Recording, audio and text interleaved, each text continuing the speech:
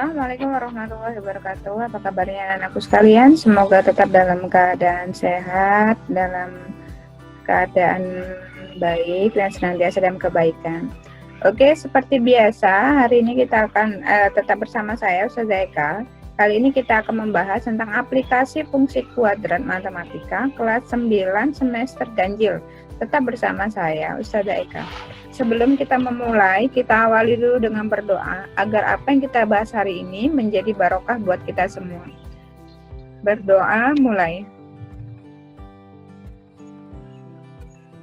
Berdoa selesai.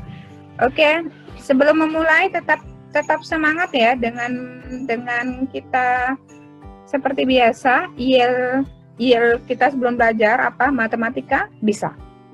Oke. Langsung masuk ke pembahasan. Kalau 3 minggu yang lalu kita belajar tentang fungsi kuadrat, tentang apa saja. Yang pertama, bentuk umumnya dan cara penyelesaian fungsi kuadrat, kemudian menggambar fungsi kuadrat, persamaan kuadrat, dan yang terakhir adalah fungsi menentukan fungsi kuadrat dari titik-titik yang diketahui. Dan hari ini kita membahas sedikit tentang aplikasi fungsi kuadrat matematika di dalam kehidupan sehari-hari. Seperti yang saya katakan sebelumnya, pada subbab ini kita akan mempelajari beberapa aplikasi fungsi kuadrat dalam kehidupan sehari-hari. Bagaimana ya aplikasi fungsi kuadrat pada kehidupan nyata? Oke. Di sini ada beberapa contoh yang saya berikan. Yang pertama, saya aplikasikan buat fungsi kuadrat. Jadi ini ada 3 kehidupan nyata yang dipakai. Kalau yang pertama di bidang olahraga, ini pelatih olahraga memprediksi pemainnya untuk apakah dia bisa shoot bola basketnya ke ring atau tidak. Jadi kalau di sini biasa dipakai oleh para pelatih ya. Contoh soalnya, seorang pemain bola basket mempunyai tinggi 170 cm, sedangkan tinggi keranjang adalah 3 meter. Pemain basket tersebut melempar bola basket sejauh 4 meter dari posisi tiang keranjang dan posisi awal bola, berada tepat di atas kepala pemain. Ternyata lemparannya mempunyai tinggi maksimum 4,5 meter secara horizontal. Dan secara horizontal berjarak 2,5 meter. Jadi lemparan ini 4,5 meter nilainya. Secara horizontal begini ya, 2,5 meter. 2,5 meter dari sini 2,5 meter dari pemain. Jika lemparan membentuk parabola, tentukan apakah bola tersebut masuk ke keranjang. Jadi dengan hal-hal yang poin-poin diketahui ini, apakah bola ini akan masuk ke dalam keranjang, itu akan dibahas dalam fungsi kuadrat. Yang kedua, seorang arsitektur ya. Jadi arsitektur dalam kehidupan kontekstualnya dipakai oleh para arsitek. Ini contohnya adalah seorang arsitek yang diminta untuk membuat air mancur yang diletakkan di tengah kota ya, di pusat kota. Di pusat kolam ini akan ada air mancurnya. Pemesan menginginkan luas kolam 10 meter kuadrat. Jika tinggi maksimum air mancur 2 meter dan air mancurnya harus jatuh tepat di tepian kolam, maka tentukan persamaan kuadrat dari air mancur. Jadi dalam membuat suatu air mancur saja pun itu masih tetap memakai fungsi kuadrat. Nah, jadi para arsitek itu juga akan belajar matematika. Pelatih olahraga, arsitek, dan yang ketiga ini adalah contoh astronot atau penemu. Jadi ini saya buat bertahap ya, tingkat kesulitannya. Ini guru olahraga mengukur jarak bola yang jatuh ke ring. Ada juga lompat jauh, itu memprediksi apakah lompatannya tepat pada bak pasirnya. Kalau kalian pernah belajar lompat jauh ya. Yang kedua adalah arsitektur, ini masih pembangunan air mancur, jadi masih kategori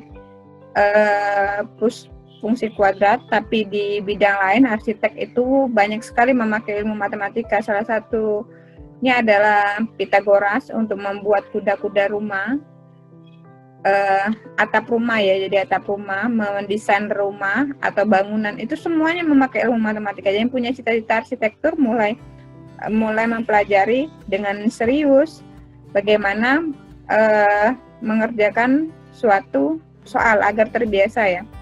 Yang ketiga itu adalah astronot. Nah, kali ini saya hanya akan membahas tentang olahraga. Jadi kalau di pembahasannya, kalau kita rubah ke gambar, di gambar ini bentuknya, jadi kalau dari soal saya sudah warnai merah, ini merupakan angka poin pentingnya. Ini soal berbentuk cerita, kita rubah ke bentuk soal matematika. Soal matematika itu ada yang diketahui. Jadi diketahui tinggi pemain bola 170, kemudian artinya posisi titik satunya, kalau kemarin kita belajar menentukan fungsi kuadrat, syaratnya harus mempunyai 3 titik. Titik yang pertama adalah tinggi pemain 0,170. Titik yang kedua adalah jarak keranjang bola, keranjang dan pemain itu 4,3. Titik yang ketiga adalah lemparan bola, titik maksimumnya X-nya 4,5 dan Y-nya 2,5 secara horizontal ya, Y-nya 2,5. Jadi itu titik ketiga. Dan ditanyanya, jika lemparan berbentuk parabola, apakah bola tersebut masuk ke dalam keranjang?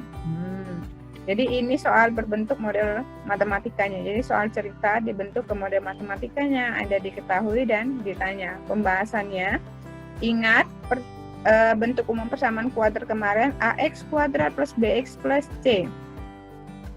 Maka persamaan yang didapat yang pertama adalah kita memasukkan titik yang pertama 1,7 meter. Nah, C 1,7 meter dari mana? Dari Y-nya digantikan 1,7, X-nya digantikan dengan 0. Ingat, substitusikan titiknya yang pertama seperti yang lalu ya. Yang kedua, X maksimum dan Y maksimum dari mana? Ini bahasa lainnya adalah sumbu simetri. Nah, untuk mencari X maksimumnya negatif B per 2A rumusnya ya. Kita masukkan untuk mencari variabel B.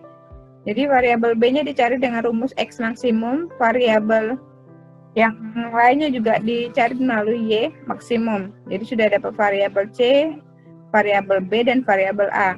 Kemudian langkah selanjutnya substitusikan 1, 2, dan 3 disubstitusikan ke persamaannya. Dan yang terakhir adalah didapat nilai A dan nilai B.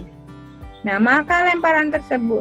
Nah, dari penghitungan ini jelas bahwa hasilnya Y-nya, jika Y-nya itu adalah bernilai 4, maka bola tidak akan masuk ke dalam keranjang karena prediksinya harusnya 3 meter. Nah, ini pembahasan di aplikasi fungsi kuadrat. Oke. Saya hanya membahas satu soal ya. Soal kedua dan soal ketiga silakan dipelajari. Nah, dan kita refleksi semua bab fungsi kuadrat. Jadi apa yang sudah kita pelajari?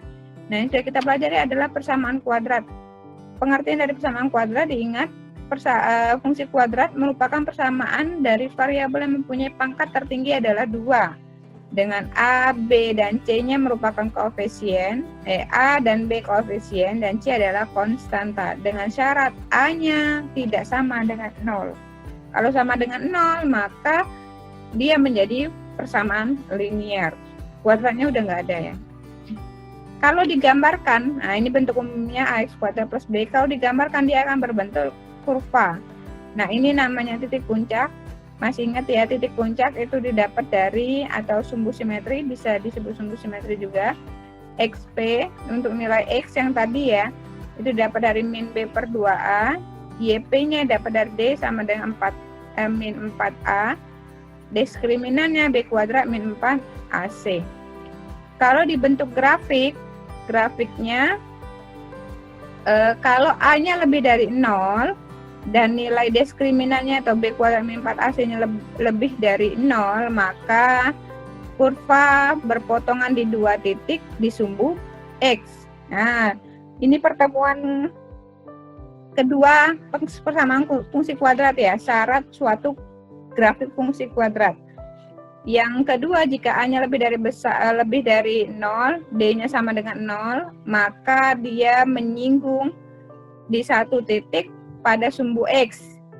Kalau A-nya lebih dari 0, D kurang dari 0, A lebih dari 0, D-nya kurang dari 0, maka kurvanya tidak berpotongan di X.